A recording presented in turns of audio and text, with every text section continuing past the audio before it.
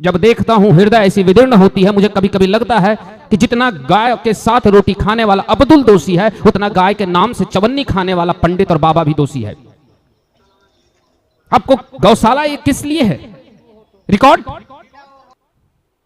मैं किसी चीज को देखता हूं तो मैं जल्दी बोलना नहीं चाहता, लेकिन जब धर्म ही विदीर्ण हो जाए, जब धर्म का प्रतिबिंब, धर्म का आधार जब गौ ही ना रहे, तो समाज में किस मुंह से कह रहे हो कि हम भगवत प्राप्ति और भगवत का आराधना करेंगे और भगवत ईश्वर को खुश करेंगे? उस राम को पाना चाहते हो जिस राम ने जीवन भर गाय की वंदना और रक्षा की, उस कृष्ण की वंदना करते हो जिस कृष्ण ने अपने जीवन में गौ सेवा की। उस भूमि पर आज एक मैं गाय घायल देखता हूं सड़कों पर भटकता हुआ, और बगल से उनको निकलते हुए जिनके यहां लाखों लाखों गाय पूरा होने वाली है, तो दुख होता है हृदय में कि कैसी प्रतिबिंब और कैसा स्वरूप है हमारे देश के छवि का।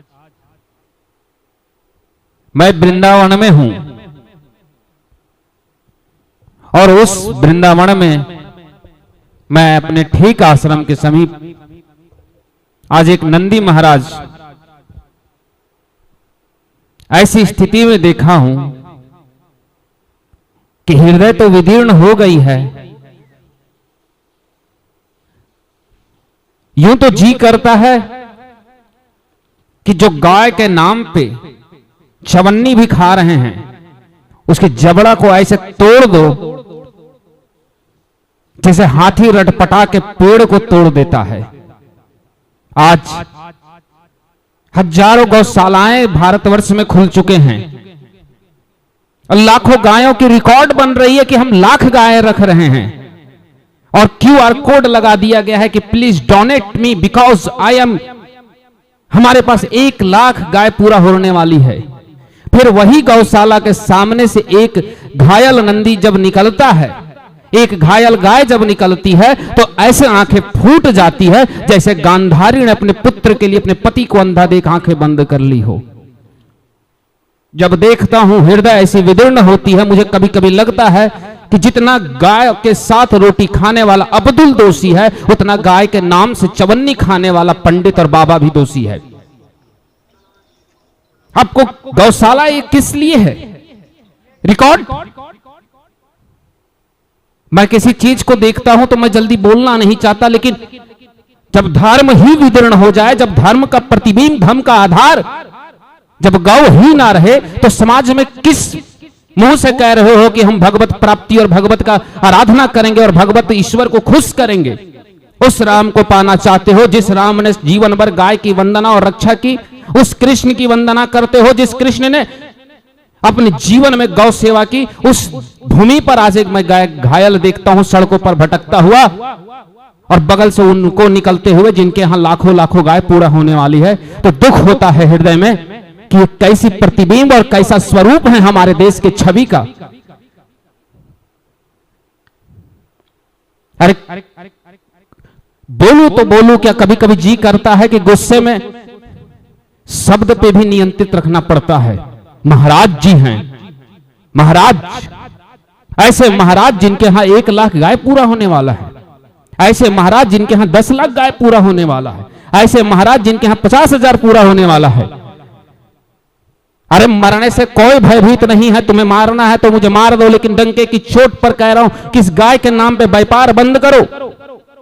इससे अच्छा तो कसाई खाना में अब्दुल को एक दिन कसाई से काट कर खा जाएगा, तुम नित्य से सड़ा सड़ा मार रहे हो। और ढोंगी और पाखंडी वो हिंदू भी हैं जिनकी खुद ऐसे एक्सीडेंट वाले गायों को जब देख लेते हैं उसके बाद भी डोनेशन देने जाते हैं।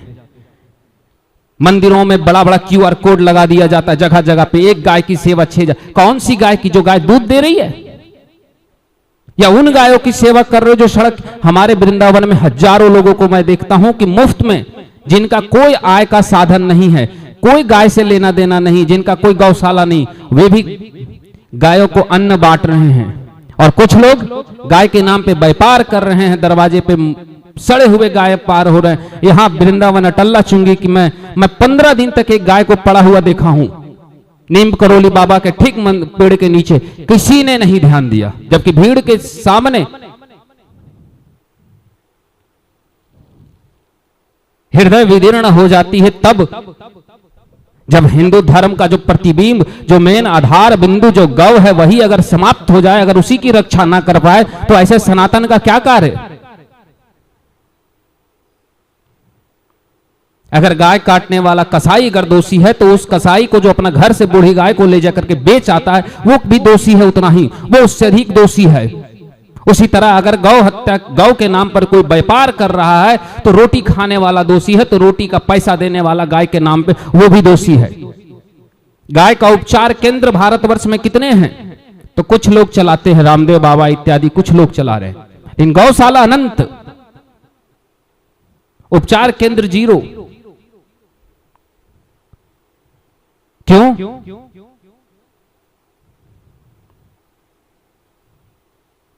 उस वृंदावन में मैं आज वीडियो लगा रहा हूं बगल में, ऐसा नहीं कि मैं जो कह रहा हूं अपनी इच्छा से, मैं वीडियो लगा रहा हूं। खैर, जाकी रही भावना जिन जैसी, प्रभु मूर्ति देखी तिन जैसी। हम जैसे छोटे मोटे लोग, एरू गेरू नत्थु खेरू लोग आते हैं और चले जाते हैं। अरे हमारी औकात क्या है? हम कोई टीवी वाले फेमस बाबा हैं क्या जो हमारी बात को कोई सुने? कौन सा हमारे 10 लाख सब्सक्राइबर है जो हमारी कोई सुने? कौन सा हमारे बाप दादा पढ़े लिखे बहुत बड़े संत महात्मा थे और बड़ी गद्दी में बैठने वाले, जो हमें गद्दी मिल गया तो हमें लोग सुने? या कौन सा मैं लेटर चिट्ठी लिख रहा हूं जो मेरी सुने? इसलिए जो जिसे करना है करते रहो। बस मैं इतना ही कहूंगा, सनातन का धर्म का आधार बिंदु, केंद्र बिंदु जो है वो गौ है। इस गौ की रक्षा कीजिए। 18 पुराण पढ़े या ना पढ़े, ठाकुर जी की सेवा ना करे, लेकिन दरवाजे पर आए हुए गाय की रक्षा जरूर करे। इस प्रकार से अगर नंदी बाबाएं सड़ेंगे, तिल तिल मरेंगे और आप अपने दरवाजे पर देख करके छोड़ देंगे तो आपके ठाकुर जी भी आपकी लगाई हुई अन्न को ग्रहण नहीं करेंगे। वो भी बोलेंगे कि कैसे नीच व्यक्ति मुझे भोजन करा रहा है। जिस गौ की रक्षा का उद्देश्य स्वयं कृष्ण ने दिए थे, कृष्ण स्वयं जो इस गौ की रक्षा का उपदेश दिए, की रक्षा की, उसकी भूमि पर अगर गौ ही असुरक्षित हो तो फिर अब ठाकुर जाने, मैं तो छोटा मोटा आदमी, मैं क्या बोलूं। खैर, इस टॉपिक पर यही समाप्त करते, इससे अधिक बोलना भी उचित नहीं होगा।